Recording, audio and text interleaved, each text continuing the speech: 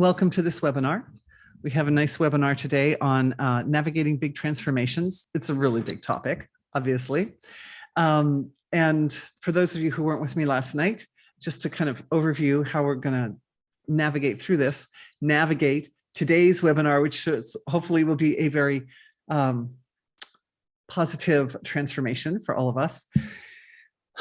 We'll do an overview of what is energy healing briefly, and then 3 minutes of silence, and then prayer of gratitude, then the review of yesterday's session, and then on to today's session. And there are already some really lovely questions that came in. So I've got my question and answer box open. If any of you are thinking about some of these topics while we're going along, please feel free to send in your questions. Thanks for being with me. It's really nice to be here with all of you. What is energy healing? Energy healing is the process of engaging consciousness for the purpose of healing the body specifically, but also it can relate nicely to other areas of life like relationships and finances, et cetera, et cetera. So energy healing is using consciousness as the vehicle for the healthful change. It's subtle compared to Western medicines, and it doesn't replace Western medicines necessarily, but I mean, sometimes, you know, one can get wonderful, miraculous results with energy healing and then don't need the Western medicines. But the point is, it's not we're not discounting the value of Western medicine, which is, you know, very precious. It's a very precious thing. So it saves lots of lives. But the point here is that energy healing is the process of sort of isolating out the function that occurs, or you could say the mechanics of the healing process, and going right into that part of the healing process and working with it directly. It's a fascinating field. It's really a fascinating thing to look at. All right.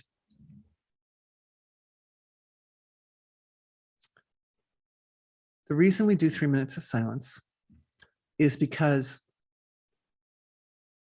the source of creation, that one eternal, unbounded, unmanifest source of creation, is not only an infinite resource of all the materials and all the values of consciousness required to heal the body, but it's also one's essential nature.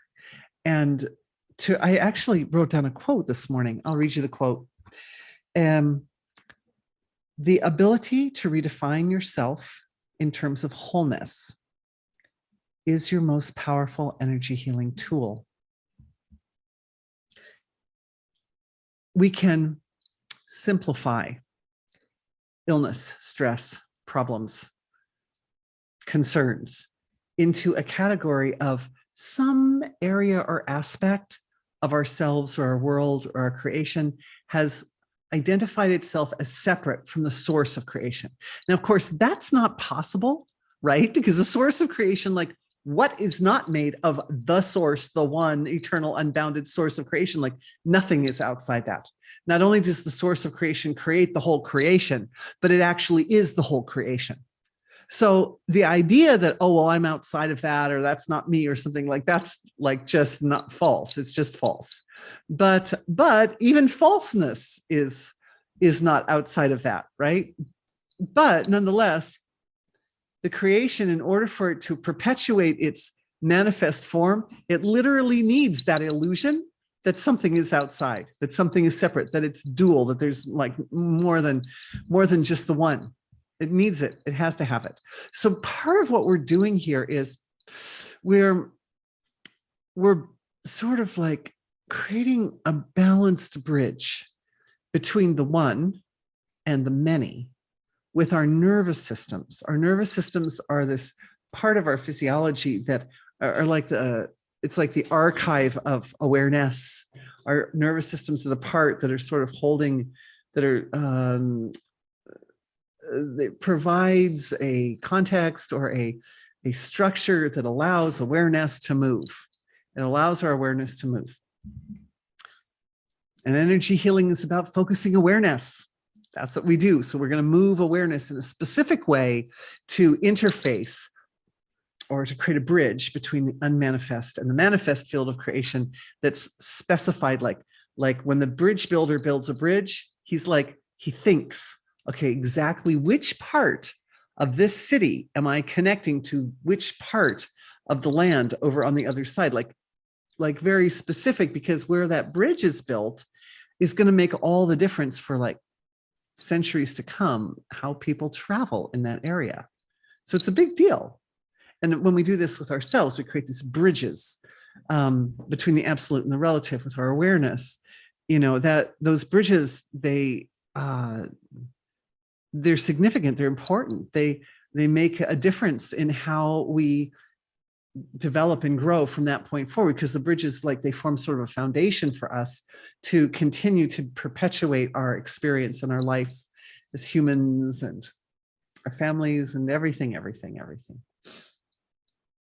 It's a really interesting picture.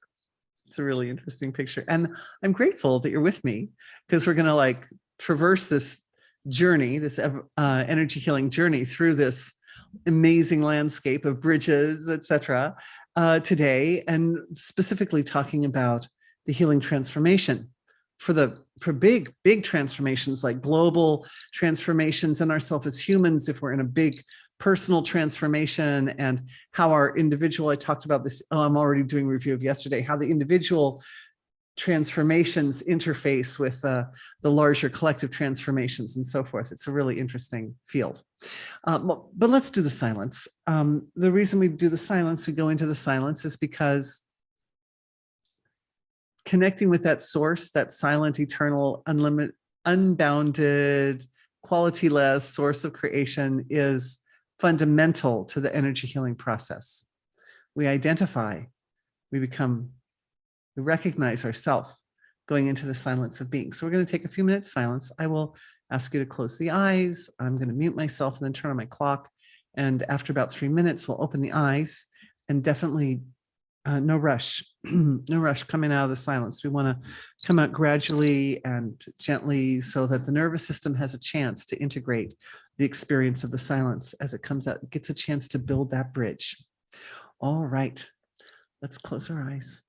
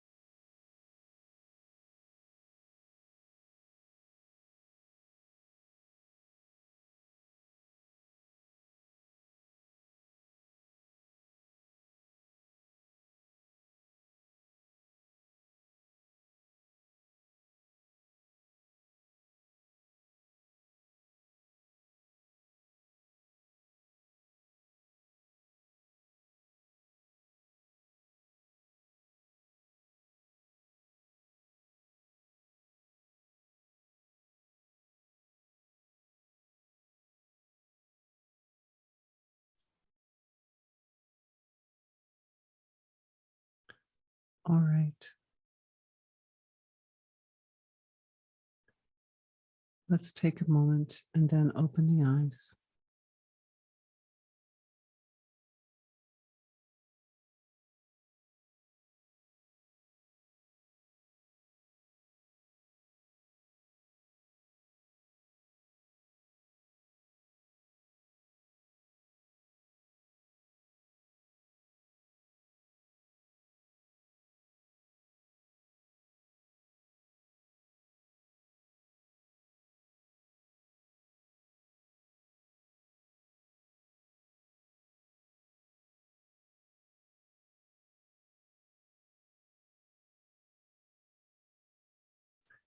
Thank you to the source of creation for being everything and being all of us and the whole universe.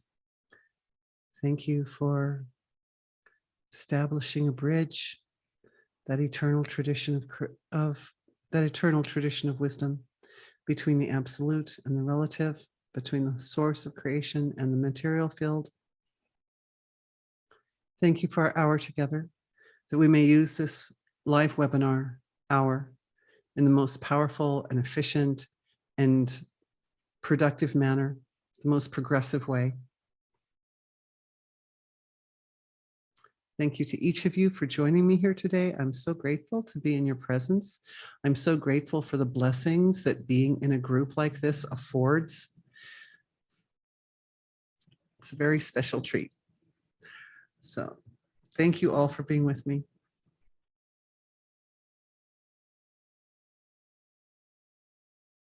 Okay. Oh, look, questions coming in. Splendid.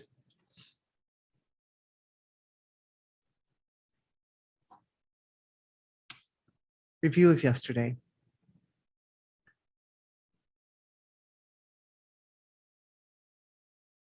Big transitions are part of the process, and I'm talking like at collective level as well as individual, but thinking collective.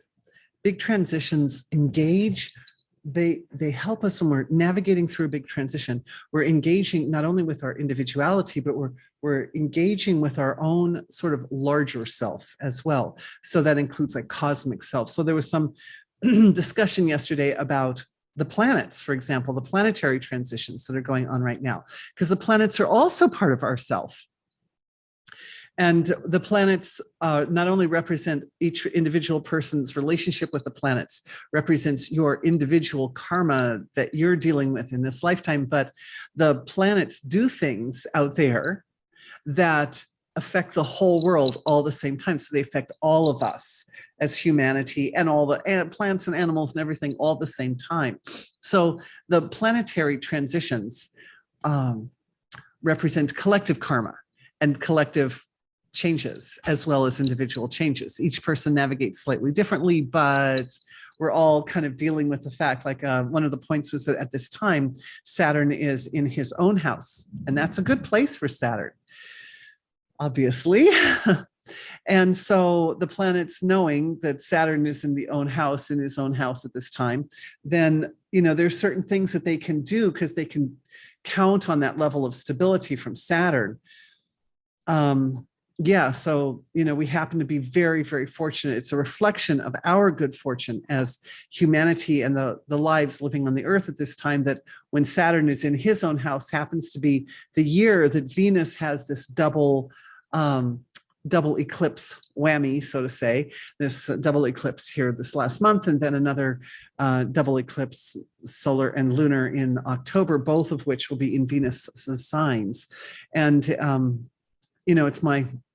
I'm trusting that as human beings, this reflects onto our collective transformation that we're in the middle of, because Venus, one of the main principles here that's up for consideration during such an eclipse, is the principle of illusion and its role in the evolutionary process for us. Illusion, non-truth, and its role in the evolutionary process for us is a very interesting thing. It's very interesting. And so we talked a little bit yesterday about how, you can bring souls to earth in human form. This ancient Vedic story from the Vedas, that there were two groups of humans that lived on the earth. And the first group came in and just valued and appreciated that human physiology, nervous system so much, that the bridge between the silence of being and the source of creation. So they were just like, oh, well, we're just using these physiologies to get enlightened. And they didn't really engage a lot with the material level of creation. And as a result, that race didn't continue. It was kind of a loss right there. Oh, they liked their bodies so much that they didn't allow them to continue. So what happens? If you go to a cave, you say, oh, I've got a human body. Great. I'm just going to go sit in a cave until I get enlightened and die. And so, so like if everybody does that. So what happens is the enlightenment process happens fairly quickly. It happens within the course of a lifetime. Or maybe they were lucky enough that there was a few generations came and went in there. Well, if you get enlightened in one lifetime, you get to see a certain amount of, you get to directly experience and integrate a certain amount of detail of that process. But if you take multiple lifetimes or generations, multiple generations to get enlightened, then you appreciate deeper, much more deeply, the mechanics of that process. So the second group that came would be this group that we're in right now. And it's slowed down just enough. There's enough crudeness. What happened was the physiologies had to be made with just a little bit more crudeness in them than those other physiologies. They were just a little bit too refined, the other ones. So these are just a little more crude. And as I see the very big transformation that we're going through right now globally is one of trying to move the meter ever so slightly up the frequency value, so that our nervous systems actually, so we're actually transforming our nervous systems through our direct experience of being humans to be a little bit more on the refined side of like fine tuning. We're fine tuning the nervous system to be just a little bit, enough more refined that we can eliminate some of the major catastrophic aspects of being human. And I mean, it's happened the other way too. See, I suspect it's happened the other way because there was a time, for example, when Mars was habitable. There was a time when Mars was habitable. And there are stories about things not going well for Mars. There's also the asteroid belt that's just outside of Mars. That's could very possibly, I don't know. Do you know? Do you know if the scientists, they don't know, do they? It could have been a planet that also, like, the souls were just a little bit too much on the crude side and they destroyed. We don't know. We could look, we can suspect, we can have our suspicions, and then going back that far into the histories, you know, back billions of years in the history of the formation of our solar system, there's a lot of virtual realities that sort of start to surface. So a lot of layers of what actually happened. There's a history right there in the Akashic record. I see, well, those were some big transitions, right? Like it was a really big transition for Earth when the moon, when Theia, I think it was called Theia, was another planet that had formed in the same belt going around the sun. And so there was like a larger planet, and then there was Theia was like the smaller planet. And at some point, obviously one of them was going to move more quickly than the others, right?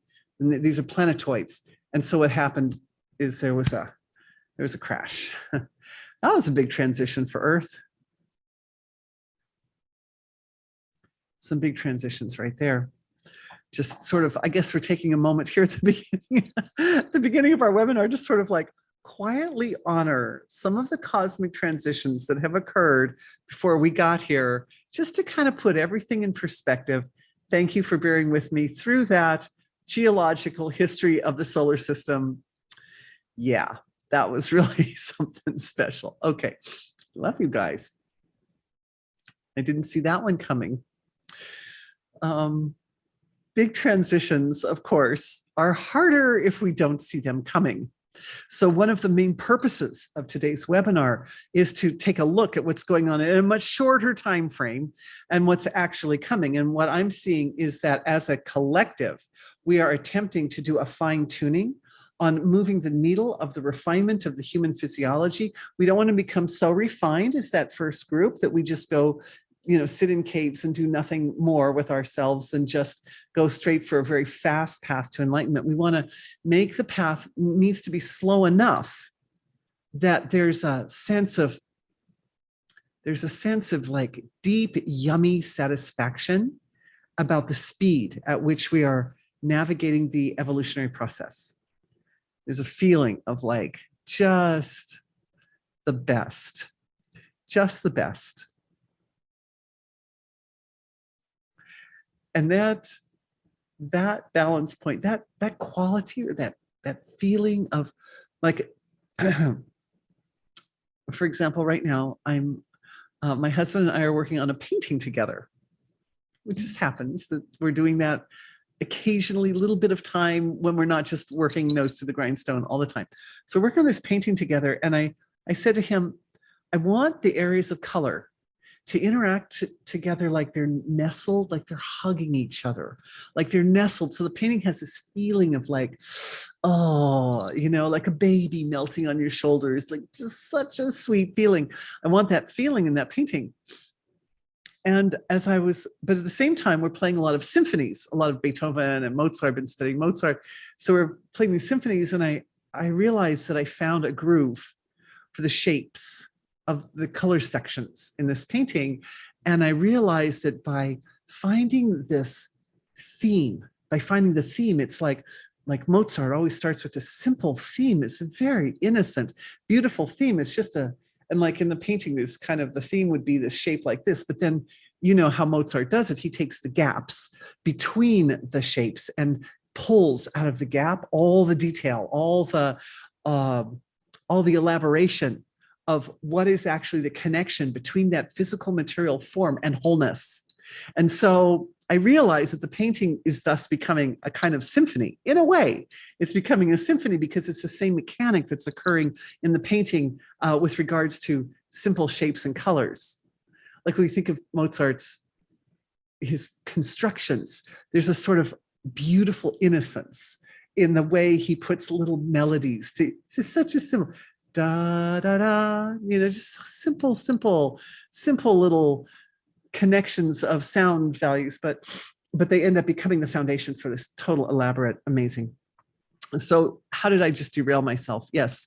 So the theme of our webinar, everything is like that. Everything is like that. There's a kind of, at the deep level, and yesterday I talked about this is the whole principle of energy healing, hence the painting of the ocean behind me, that in the gap is where all energy healing actually occurs. We move consciousness in the gap. And there's a kind of innocence and simplicity when awareness is very close to the source of creation. Oh, and it was that yummy feeling, right? The yumminess of it coming in as a download for everyone. That's why I had to elaborate it a little bit. Thank you for understanding how this works, how this process works. We elaborate. This is very subtle. It's very innocent. It's very like, there's like a level. That's what we're giving. I was thinking today, yes, we need to leverage our group consciousness here to really create some kind of major transformation out into the collective. So what we're doing here as a group right now is we're coordinating ourselves to shine each of us from our perspective light on this particular sort of yummy form. I'm using the word yummy for lack of a better word, but think of a pile of kittens, right? That are all kind of like nesting on top of each other, something like that. Just something so soft and so well coordinated and yet so lovely and adorable, etc. And that this feeling is a piece, it's like a little concentrated abstract package of information that needs to be communicated to the collective field of humanity in order for the collective field of humanity to know like precisely where that dial needs to shift to, how it needs to shift. Because the thing is that it's such a fine tuning. I used the example of tuning a violin yesterday, because you've got the major knobs at the end of the violin. I suddenly can't remember their name, but anyway, the knobs at the end of the violin that kind of tune the string approximately. But then you've got the little tiny little tuning knobs at the top that allow you to go in like precisionally and just tune that string up to its exact, very, very exact number of cycles per second that the musician's ear can hear that. And so we're kind of like musicians or artists, right? That we're understanding, we're looking at what's happening out in the collective consciousness. Like, how many people on Earth right now are able to put the transition that we're going through into perspective? Maybe some, and maybe everyone to a certain degree. But what we're able to do as a collective is we're able to shine our light each from our different point of perspective, so that we're able to provide a really bright illumination of what this collective transformation that's taking place right now, like what actually that is and where it needs to go. And then to define how to, just like the musician's ear can hear, when that note comes into tune. When it comes into tune, there's this satisfying feeling, right? It's the same thing that we do need. We know this because of the events in Eastern Europe, whose names I will not mention. But we know that particular situation has shined a light on the potential of humanity at this time to possibly spiral out into some kind of very large scale, very negative event for our whole world. So we don't want to do that, right? So what we're doing is we're thinking, okay, like this is it. That was the catalyst. That was the sign that the events in Eastern Europe was the message being sent to the whole world consciousness that, oh, this means it's time to move the dial. Now we've come to the dial moving moment. And so what we're doing as our healing collective is we're positioning ourselves to support the moving of that dial in such a way that, like the master musician, right? Like the great musician, Beethoven, we live with so much Beethoven, even he was going deaf, he could stop and tell a particular instrumentalist that a particular note that they played was too flat or too sharp, because he was hearing with his ears some, but he was really hearing with the energetic structure of his being. Why certain individuals end up standing out, they end up coming to the top of the Pareto distribution. They end up coming to like the top of the pile of famous composers or whatever, because they were diving into that level, that degree of accuracy and precision. So as we do that, we actually restructure ourselves. We redefine ourselves in terms of this higher level of precision energetically. This is why we're doing this together in the energy healing webinar. Thank you for being the ones who have the vision, appreciation, and wisdom to be here to do this. God bless you. I can't do it without you. All right. So the measure of where the dial needs to move, of just how to adjust that tiny little knob at the tuning knob at the top of the violin, is measured on this feeling, or you could say direct energetic experience of yumminess, like a kind of softness. We look through the history of humanity up to this point, and this is a little bit still review yesterday. There is no time in our history where there hasn't at least been a standing army. Even in Sat Yuga, even stories, ancient Vedic stories from Sat Yuga, there still were standing armies, which means that there's been war. There's been war. And of course, that's okay, I guess. Like, that's the way the history has unfolded. So it's not like, who am I to say that those wars were not supposed to happen? They were bringing karma and all kinds of unfolding of all kinds of evolution for everybody. But at this time in history, we have the technological capability to utterly obliterate life on Earth. And therefore, that would be like definitely not a good thing to do. So that's the mark of the tipping point for the transformation. Does that make sense? I hope that makes sense to everybody. So I feel like a kind of energy, it's sort of almost like a spiraling or swirling energy in our webinar collective. It's kind of gathering up this energy signature of a feeling of like kind of deep satisfaction. I was using the word yummy, but we can use the word deep satisfaction as well. And we're all shining our light from our own perspectives on this thing. And the principle here is you shine the light delicately and then release awareness back to wholeness. Because if we shine the light and go, oh, that's nice, I want to bring it out to the surface, then y'all would be just like shutting off your computer right now and go make a painting or play some beautiful music from some great composer or something. And we want to actually direct, we want this piece of this package of information to be directed to the collective field. So we can't be too attached to it. Don't worry, you still own it. You'll still get to live it. You still get to like navigate through its expression in your life and in the field of our world. But just for right now, we have to do the mechanic with it. We have to do the energy healing mechanic, which is the yumminess is there. And then awareness is just, we hold space in silence, in the silence of being. The yumminess is there. We hold space in the silence of being. And we just, from the silence, there's like a little back and forth between the yumminess and the silence and the yumminess and the silence, back and forth, very just, the more gently, the more delicately you can experience this, the more powerful the effect will be.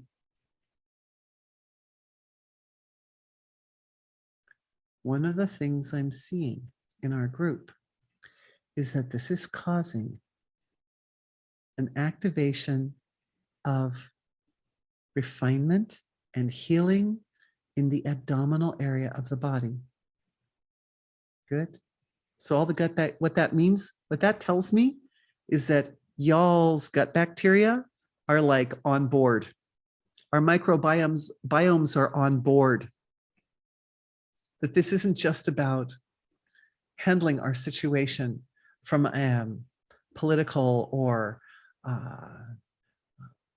societal level, but also handling it in terms of our relationship with our microbial world.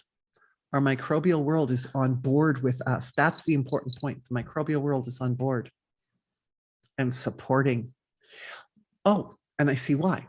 Because the evolution of the microbiome in our bodies interfaces with the nervous system.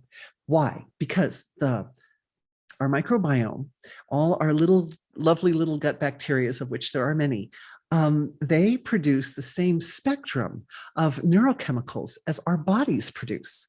So they produce hormones and enzymes and neuropeptides and proteins and all kinds of other wonderful materials, proteins especially, right? That ionized proteins, right? We talked about that yesterday, the epigenome, and I've been talking about the epigenome for a while since one of you all wonderful people sent me those videos about the epigenome and the latest research in that field.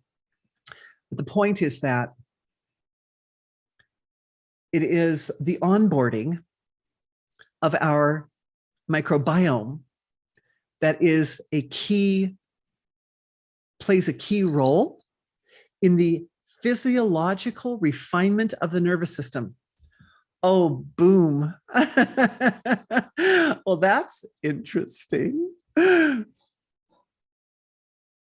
what's really beautiful about it, you guys, is it's like the cavalry are coming. It's like our heroes are to the rescue. That, yes, as individuals, we had to sort of we had to adjust ourselves around into this position where our consciousness created a context that would send the right messages in the right direction. I thought, silly me, I thought we were creating this yummy feeling, that we were sending it out to the collective consciousness via the Schumann resonance and all the values of and all the ways that we as a collective heal we as a small energy healing collective heal the big collective of humanity, which we are. But what I didn't see coming was that it would also reflect into the very small beings of our world, all of our little, tiny organisms of our world. We're also going to be influenced and affected by this in a really significant way that basically puts our little healing, positions us as a small healing collective in the center between the large collective of all of humanity versus the microbial reality of our earth. Like that, between the two, we're sandwiched. We get to be the bridge, which is a lovely position to be. It's a power position for sure. We get to be that bridge. Now we hold the silence and the yumminess and the silence and the yumminess. We come back, we cycle back in. We cycle back into that spot.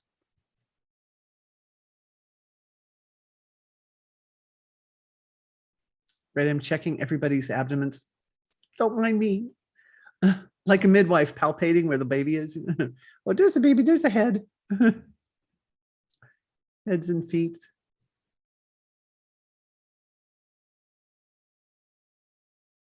This is such a beautiful upgrade for the digestion. It's such a beautiful upgrade for the microbial reality of the physiology. It's going to make our ability to digest food really good. There was something that was coming in yesterday. We did a healing yesterday for bones and joints and so forth. And one of the solutions that the body produced was the ability to produce more human growth hormone. Just not overproduce, but just the exact perfect amount of human growth hormone that creates this feeling of robustness in the body. And I think that was a prerequisite for this, because when all the tissues and all the organs of the digestive system then rise up into this level of being more efficient and digesting food in a more thorough and healthful manner, then the next result is that the microbiome is also there benefiting. And there's a lot of back and forth. I'm just feeling a lot of back and forth between individual body, microbiome, and then also out to the collective. And we're, by holding your awareness, by allowing your awareness, gently easing in, gently just enjoying that silence. And this process, we all become, as a collective, our webinar collective, an open channel of healing flow for the whole world. The people and all of the microorganisms and everything in between. It's like a great, huge blessing of grace from the divine is like going, oh, look, there's a mechanism there. I can activate it to produce this effect for myself, which I need to produce right now. It's like those first humans coming and going, oh, human nervous system. Well, quick, let's just get enlightened right now. The divine is doing the same thing. It's like, oh, look at this little collective. They've so got it. They're so on. So we just open up. Can you feel like a channel? We're just a channel. It's just a flow from that silence. From the silence, and it's a flow that's communicating that yummy feeling, that just every single note was in the right place and it was perfectly in tune, or every single color section was just the right shape and just the right proportion and tone and color, just perfect. The interactions, it's like, ah, oof, yes, that feeling, that feeling.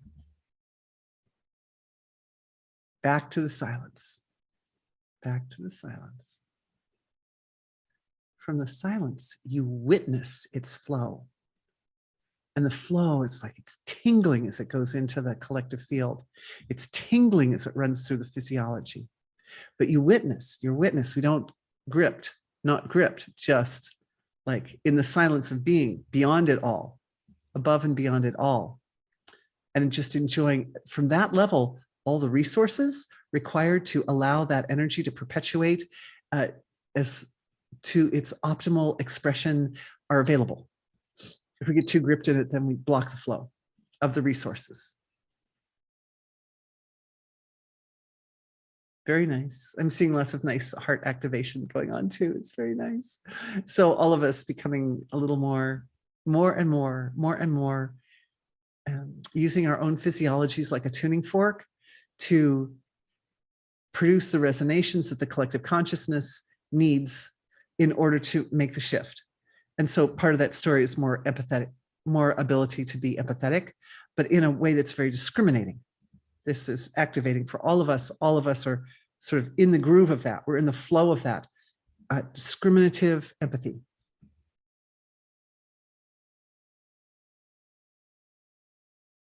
That lets everybody grow in. It's the discrimination that allows everybody to grow into their full potential. The empathy is wonderful, and that's necessary, and that's part of the shifting the dial over a little bit. So like maybe we don't do war. How about that? How about that great idea? How about let's don't do war? But at the same stroke, that it has to, that discrimination element has to be there, because if we're too overly helpful and enabling people to not evolve, then that's also not good. There has to be enough diversity. There has to be enough illusion. There's a long talk yesterday about illusion. Oh, and I see questions coming in here too on that account. I really need to get to questions pretty quick here, but enough illusion that the enlightenment process moves with a kind of perfection through the individual life and the collective life, so that we as beings in this universe are able to continue, that we are able to continue and fulfill our destiny, you could say, or fulfill the reason for which we've come into this creation in the first place, which is to be the anchor or vehicle by which wholeness, the one, knows itself.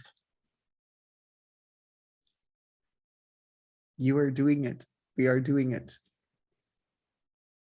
Super beautiful. It's just a part of me is sort of bowing down and honoring that process.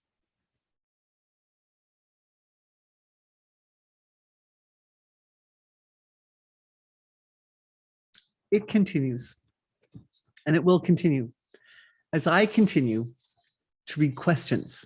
So let's go to one from last night that I didn't quite get to. I love the way this lady writes, and I love the way she thinks. She's got another one over here about illusion too. So I'm looking forward to checking these out. There are definitely large transformations happening in the world. Around me, I am seeing small but expansive changes that I think will accumulate into something significant and currently unimagined in the future. I definitely agree. I mean, part of what's fueling the transformation is also evolution of technology. And, you know, we know that we're coming up, and we can actually look at the curve, and we're coming up very, very quickly to a level of technological capabilities that are going to solve a lot of the world's problems. Like a lot of things that have been bothering people are going to be taken care of really quickly here, I think, in the very near future. So yeah, it feels like we are preparing, but not quite ready for a very large change. Can we have a healing to help prepare for big transformation coming? Yeah, the part that feels like we're preparing but not quite ready has to do with the fact that a transformation like this is always going to involve some surprises. And there's certain surprises you just can't get ready for. It's like through the history of humanity, we as a race perpetuate ourselves by producing offspring. But when a young couple who've never had a baby before get pregnant, they can just prepare so much. They can read everything that's out there on the internet, and they can get the books, and they can buy the fancy pants changing tables and all that. And yet they can never prepare themselves, really. They really can't, because the experience of being a parent is just indescribable. It's so danged hard. And the hard part is over the hard part that stretches you beyond all limits that you have reached up to that point in your life is completely superseded by the level of blessing that being a parent is. So it's just like one overwhelm with another overwhelm on top of it. And it's like, you can't prepare for that. You just can't. And I mean, collectively, we're kind of in a similar situation here, where we're going through a change that we've been building up to as a race of beings for a really, really long time. I mean, honestly, if we can navigate this effectively, we could conceivably come into a time where our technology is so high that, you know, a lot of like the illnesses and problems that have plagued humans for ages upon ages will not be a problem for us anymore. And in the same stroke, there might not be war either, which would be amazing. It would be absolutely wonderful. And at the same time, we have to also create kind of a balance, right? If we don't move the dial a little bit, and people are a little bit more on the cruder side of the dial, then you get a lot of degenerate behavior when the dial is more on the crude side. And the degenerate behavior gives rise to situations where people aren't thinking before they reproduce and things like that, if that makes sense. So, I mean, I'm not just going to focus, it's not just that one issue, but there are other issues too, obviously, of course. But the point is that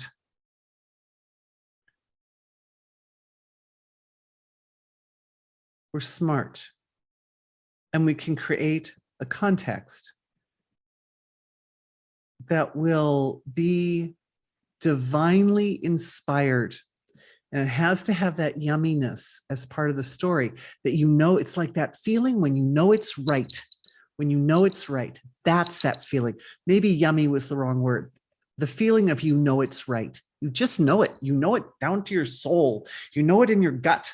Oh, because your microbiome's there going, yeah, yeah, holding up his flag. All 370 trillion of them, yeah. Anyway, you get the idea. So I was thinking of this question before starting that last healing. So that last healing was actually the healing that goes along with this question, but I wanted to read the question anyway, because I love the way this lady writes and I love the way she thinks. And I just wanted to share her exquisite amazingness with you. Thank you. Okay, here's another question from one of our Europeans.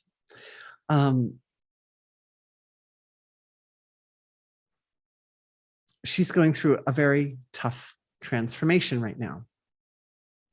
It's a big transformation that has roots all the way back into her early childhood. She thinks, and she's going, I also love the way this lady thinks, because she's a very profound thinker, even though she's, in my opinion, a very young person, but such a profound thinker, so beautiful. She thinks that she disconnected her ability to receive love, and therefore to also fully love herself when she was very young, because when she was little, her connection to God, her connection to the divine was so thorough, it was so complete, that the people around her just didn't know how to deal with it. They just didn't know what to do with that. And she learned to disguise herself or fit in or just block the flow of that connection. Has anybody else in the group experienced something like that? At some time when you were young, you felt like you had to, oh yeah, see people, the numbers. I don't know if you guys can see these numbers popping up, but like almost the whole group, girl, almost the whole group are raising their hands right now. I mean that's amazing. Is that, yes, that we all come into this world like all yummy, right? We come in like all sweet and soft and pliable and flexible with no stress in our nervous systems, like ready for enlightenment. And then at some point or another, there's this experience of like, dang, this world cannot handle this. And if I want to fit in, and I have to prove that I'm willing to invest myself by sacrificing that one thing. I have to sacrifice that thing that's so precious and actually so important for me in order to be a part of this world.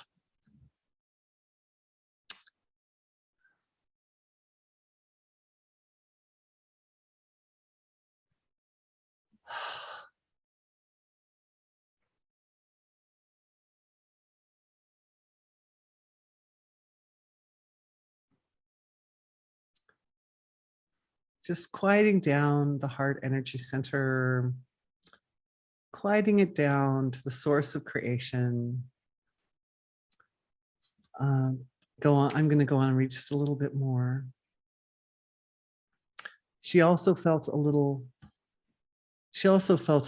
kind of like she just quote, "Who am I to experience or receive something that others don't have?"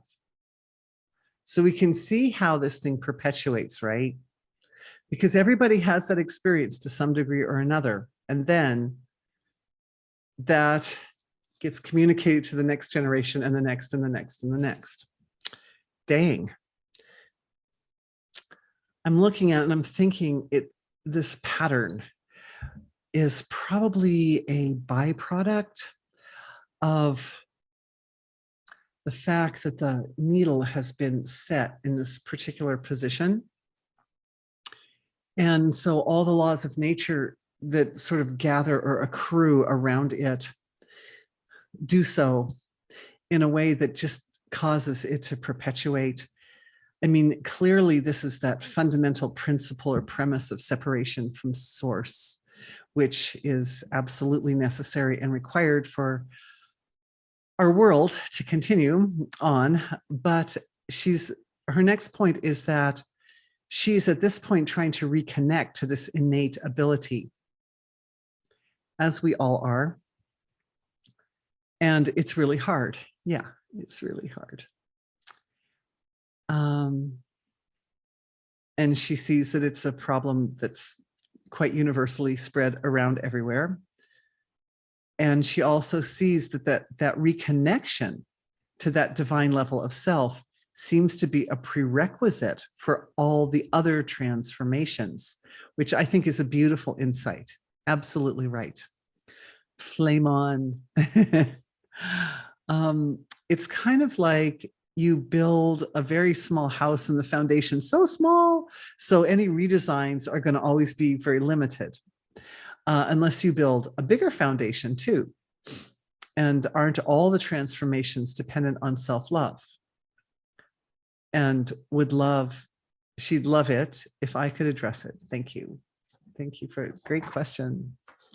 Your question really helped unify our group, because we all realize that we all experience that to some degree or another.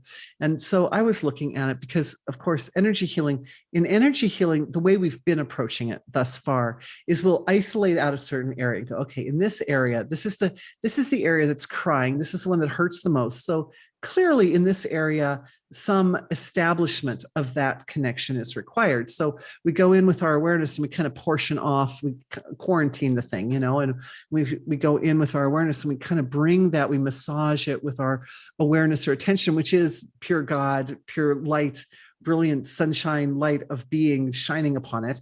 And we reestablish the connection. And depending on how much detail is there at a conscious level of the mind will be a determinant of how kind of completely and thoroughly and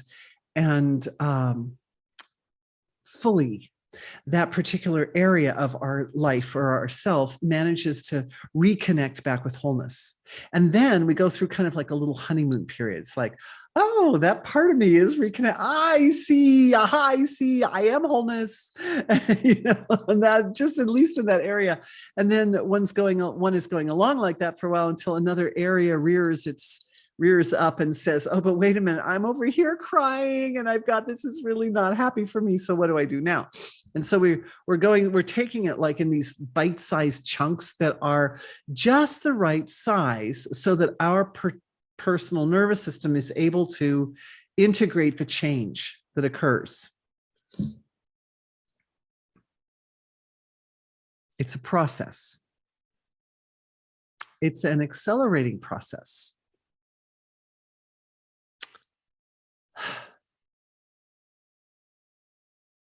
It's a download coming in for everyone. Feels like it's coming directly into the heart energy center.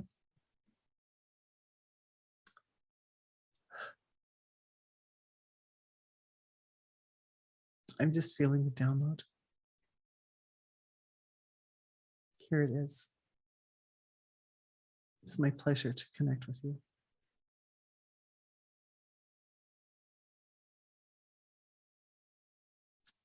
We can only take it as fast as our nervous system is able to integrate.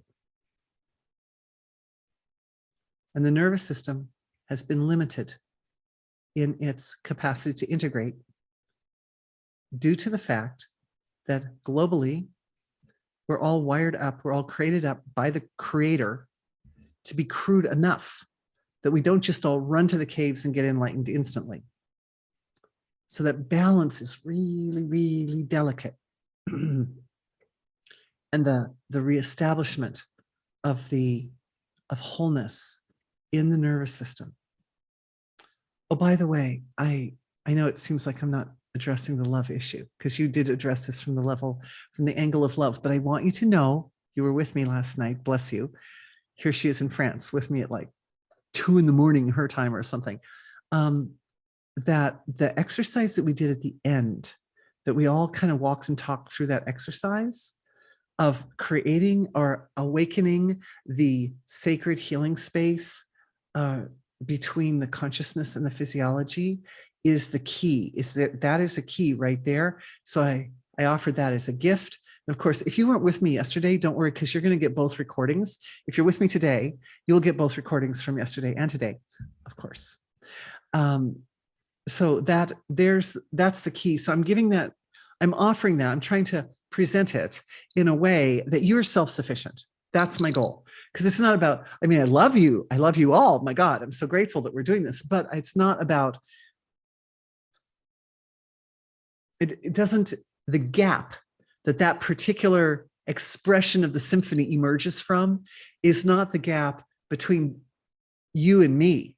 It's the gap between your consciousness and your body within yourself. It has to emerge from that gap, because from that gap, it carries all the resources required to allow you to self-perpetuate in the most powerful and complete and satisfying. It allows you to have the experience, right? That yummy, that wonderful, the note is perfectly in tune. Yeah. It's like, the cats go, yeah, right? Okay. So when you scratch them in just the right place and they're like, oh yeah. Okay. Thank you for that question. Coming to another question. So grateful. Now I'm up in our question and answer box, and there are quite a few questions here. So let us do this. So grateful for the first question last night and subsequent healing for the muscles, bones, teeth. Yes, that was wonderful. Help me understand how individuals, especially those of us who are sensitive, can experience the feelings of overwhelm and then have the situation of loss of bone density. Right. Thank you. Oh, so that was just a thank you. Well, thank you. Thank you. I'm glad you got to see that. And, I'm glad we have that recording so that you can just go back and revisit that anytime you like. Oh, we like the jewelry. Thank you. Yeah, I like this jewelry too. It's from a store in California that's no longer in business. So it's very sweet that I got it at that time, and it was so nice. Plastic, but you know what? There's illusion is also part of the thing, right? So she's been thinking, her next sentence is, this is the magnificent woman who asked this other question about big transformations all around us. And so she was thinking about how the necessary illusion, and I understand how it can help our resilience and provide protection against cruel realities. But she's just wondering how we can prevent conflicting illusions and beliefs from impacting people's rights and choices. Oh, that's just such a good question. Right. Because when we're dealing with the field of illusion, when we're dealing with the field of wholeness or absolute truth with a capital T, obviously we're all on the same page. But as soon as we get a little bit out of that and we start interfacing ourselves with the material level of creation, we start dealing with an area of our reality where it's almost like a field of infinite possibilities of what people can decide or determine or choose or select is the reality. And I think one of the transformations that I went through over the last few months, when we were discussing the divisive issues in smaller groups. I can't here in the big group. We can't discuss any divisive issues, but in the smaller groups, we were discussing certain divisive issues. And it became evident that regardless of, this is me kind of opening up, I'm showing you the inside, my inside process. Regardless of my personal tendencies or leanings, or where I kind of feel like the truth lies, like ultimately up there, where does the truth lie? At the material level that doesn't even come into being without illusion. So where, my position of where that truth lies, that my job, I only have one job. And that is to find that experience center point of these conflicting beliefs, because there's a lot of conflicting beliefs. And when I look at the conflicting beliefs, one of the things I see is that they're the ones that are, like, I would say, at the pinnacle of the divisive issues on the two different sides that are opposed to each other. What I see is that both sides are based on incomplete information. Incomplete information. For example, I'm going to try to bring up this example without saying any words I shouldn't say, but I would like to give you an example, and that is that there's a particular marginalized group of people in our world right now who have a really, really, really high suicide rate, like bad, like I think 42%. And this particular marginalized group is growing by leaps and bounds, particularly as we go into the younger generations. So the argument from their side is, well, we wouldn't be suicidal if we weren't marginalized. It's because we're marginalized that we feel suicidal. And so it's not our fault that we're suicidal. It's anybody else's fault who's marginalizing us. So I thought about that and I realized, yes, but it's not unusual to have marginalized groups in our world, right? There have been through history many. And last year in 2021, there was an honoring of the Texas Massacre, 100-year honoring of the Texas Massacre, where a particular marginalized group had just, a city had basically been slaughtered. Now, of course, there's marginalization, a lot of today's definition of marginalization is, well, you said a word and I didn't like that word. You used a word and I didn't like the word that you used. And so now I feel so bad. Whereas 100 years ago, that's not happening today. What happened at that Texas massacre, that's not happening today. Tulsa, sorry. Thank you. Right, the Tulsa event that occurred. Greenberg, was it Greenberg? The name of the city? Yeah, I got the city right. Greenberg, right outside of Tulsa. Yeah, so that level, the level of marginalization that has been going on for some groups is way, way, way, way more overwhelming and way more big than the marginalization that's going on for this particular current group, who I'm referencing here. And yet the particular current group's response is a very extreme response. It's like, oh, this thing happened and I don't like it. So, it's adding to my desire to self-sacrifice. Whereas other groups who've been marginalized literally for centuries are not self-sacrificing in the same way. And I'm not saying, this is not me justifying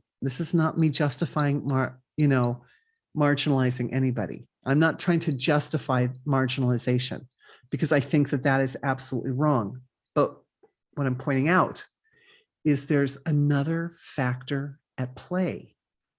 And it's really important to take all the factors into consideration as much as possible. If we set ourselves up, and again, here in the collective, and this is another healing for our collective, is we set ourselves up in the center point where we take all the information into consideration. Is it good to have marginalized groups in society? Heck no. Heck no. We need to structure ourselves so that everyone has equal access to opportunity. That's the important thing. We need equal access to opportunity. We do not need equity, which means everybody has to come out cookie cutter the same. That would not be useful. That would be discriminatory against anybody who's different. So equity isn't really a useful value for our society, but equal opportunity is. I hope that makes sense.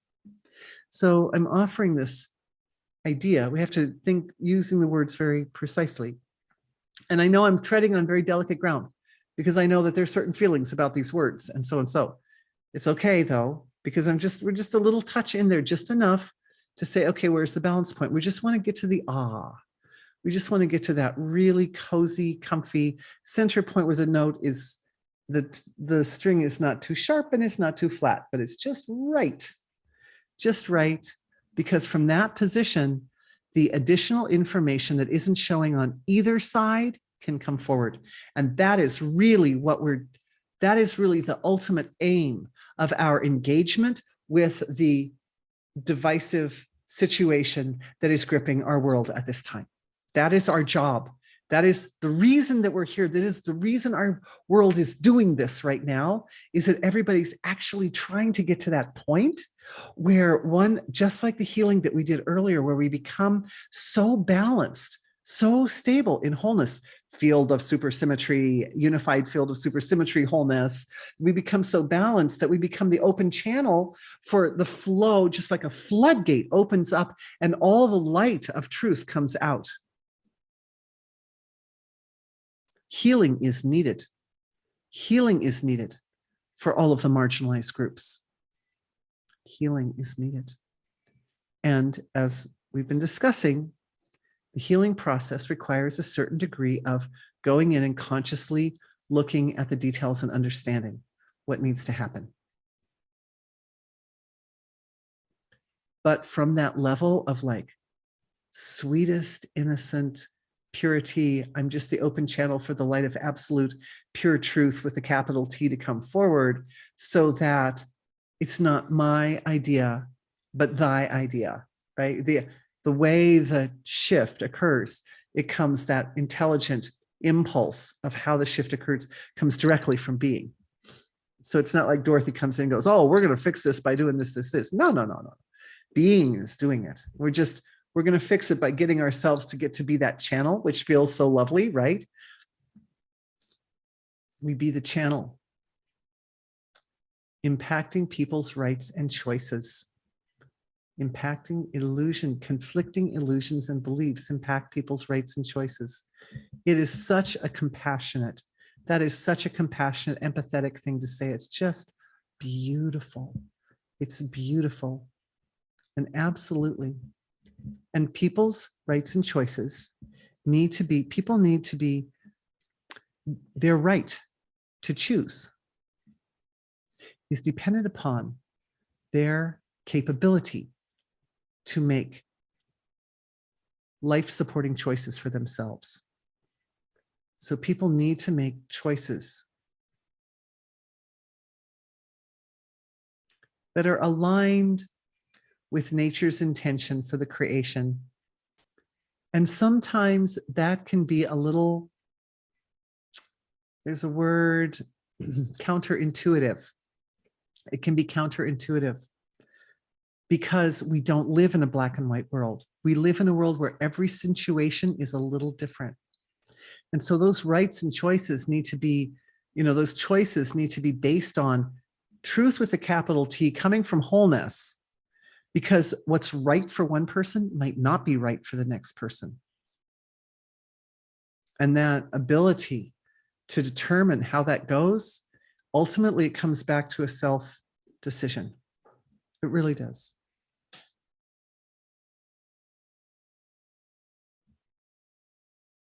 But a self-decision, when the self is resourced to make that decision, to align themselves with wholeness, so the decision comes from there. Okay, Yeah, I think that's about the best I can do with that question for now. Maybe we'll revisit it in the future, but because it's a big question and it's absolutely one of the key components of the big transition that we're in at the moment. I would like to say one more point, which is I got this from video on a man who was doing a kind of historical analysis of the rise and fall of different civilizations, that it's really, really common for a culture to divide very strongly and start infighting right and left when it's starting to decline. And that there are these great big cycles that run through 100, 250-year cycles that run through time of various society will rise up and be like the world power, and then it'll dissolve, it'll devolve, and that in the devolving process, this happens consistently every single time. At that, these are the laws of nature that happen in that part of the cycle, is that there'll be this sort of sudden divisions and infighting and all that. And so we really have to be beyond it. We have to be above and beyond all that infighting-y stuff in order to allow the cycle to complete itself in a way that honors the intention of the Creator for all of us to thrive.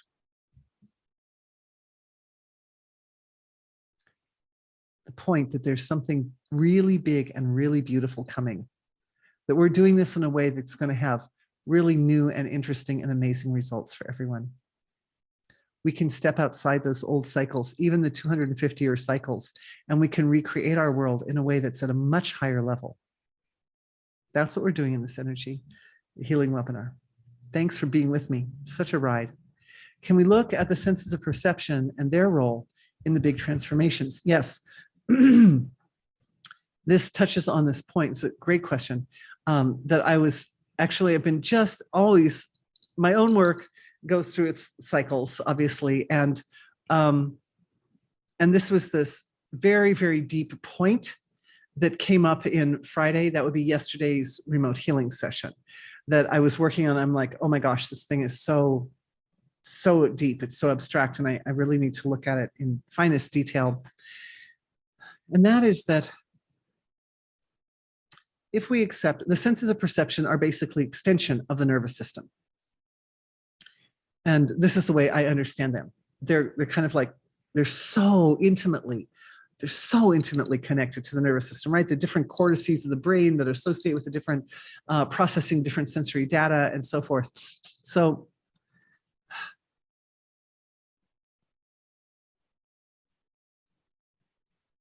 taking it to the next level of how we work with the nervous system in order to support the global evolutionary transformation that's taking place at this time. And this absolutely ties into the previous question as well, because, you know, the other lady's question was, you know, based on the fact that at the surface level, we're all seeing it a little differently, you know, whether that's our actual physical senses of perception, like one person's colorblind and another one isn't. So the colorblind person actually sees the world differently. And so their beliefs can be different, right? It's so interesting how, I mean, not necessarily, their beliefs aren't necessarily different, but the point is that we're using our nervous systems to understand our reality, and our nervous systems are by their nature limited. They limit a lot more than they bring in. So how do you deal with that? Like, we're trying to go for absolute truth here, and yet the vehicle is by its nature limited. Senses of perception are by their nature diversified at the surface, right? At the core, you can have the synesthetic type of experience at the core, but up at the surface, hearing is different from seeing, is different from tasting and touching and smelling and so. And knowing is another way that we get information, right? Internal knowing, like sense, intuition.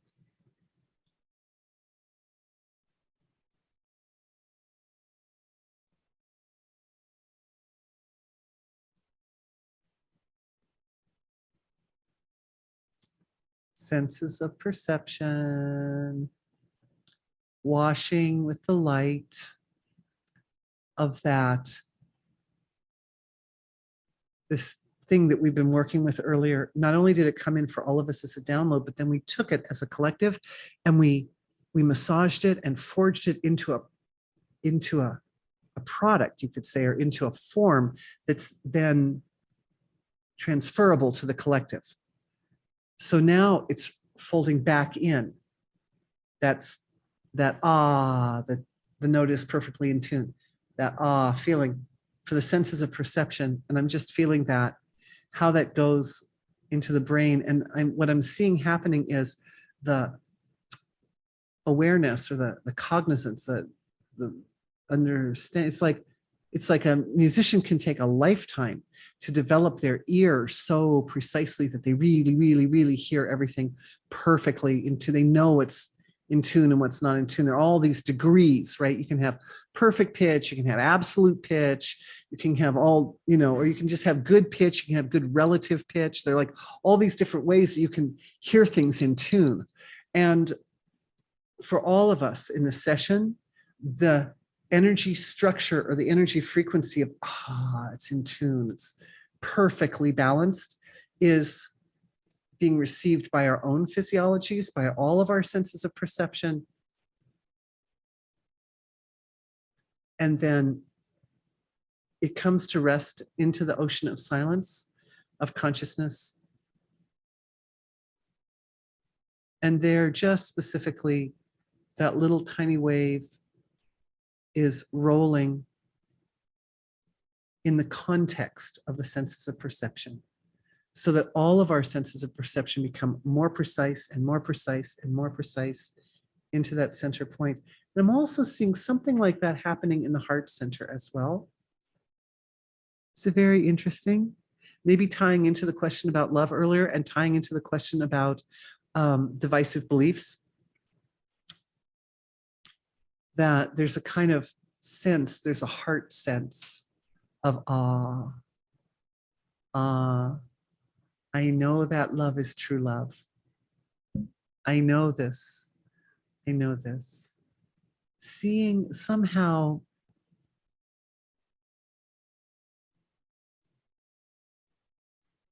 what the heart is doing is it's establishing a pattern of when that feeling of awe, completeness, wholeness, balance comes in, it comes in, it's offered back to the ocean of silence immediately. In other words, it becomes part of the anchor between our consciousness and our material self and the ocean of being. That it integrates completely that particular expression of conscious intelligence. And so what that's doing is, I just looked at the clock too, we're already over our time. There's so many questions I didn't answer. So I'm going to look through these questions because I love your questions. You know I do. And to whatever degree I can follow up with them, I shall. But that awe feeling, it becomes that deep at the deepest level of the physiology. So just above the ocean, just like coming just barely at the gap, just coming out of the gap between unmanifest and manifest, are all the causal forms, which are these big archetypal forms of our being and our physiology and our nature.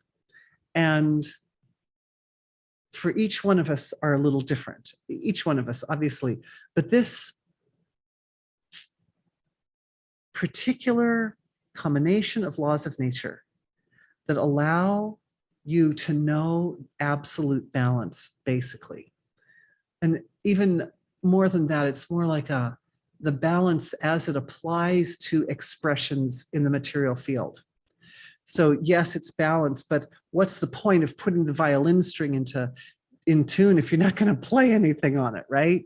So the reason that feeling is so satisfying is because it actually relates directly to the way we manifest our physiologies, the way we shape our nervous systems. And so that balance, that particular collection of laws of nature that have that yummy, amazing, beautiful, luscious balance, and then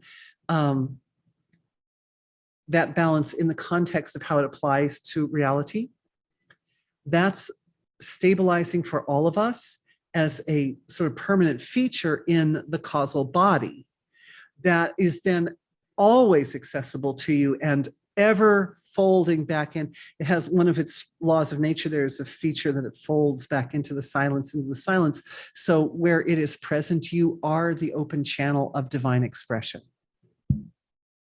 Nice, nice, nice question about the senses of perception. Oh, you guys.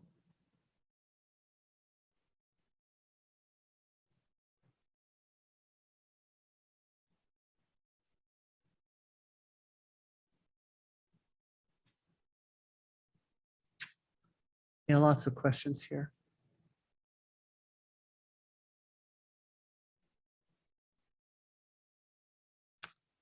I love your questions, you guys.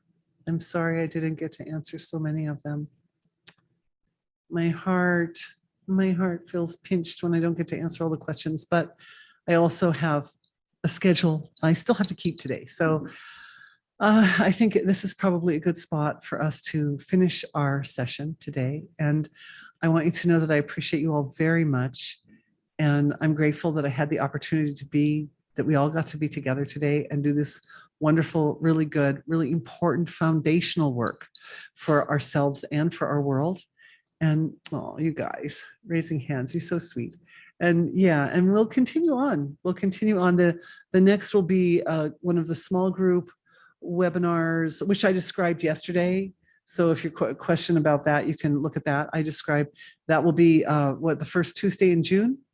It's going to be early in June. And then the next webinar, this big webinar is going to be, I guess, later in June and probably 3 or 4 weeks from now. And in the meantime, I hope everybody enjoys moving into the summer season and has a lovely rest of your weekend. Thank you for spending some of your time your precious time with me. I really appreciate it. I'm looking forward to seeing you all again soon. Thank you. Bye-bye.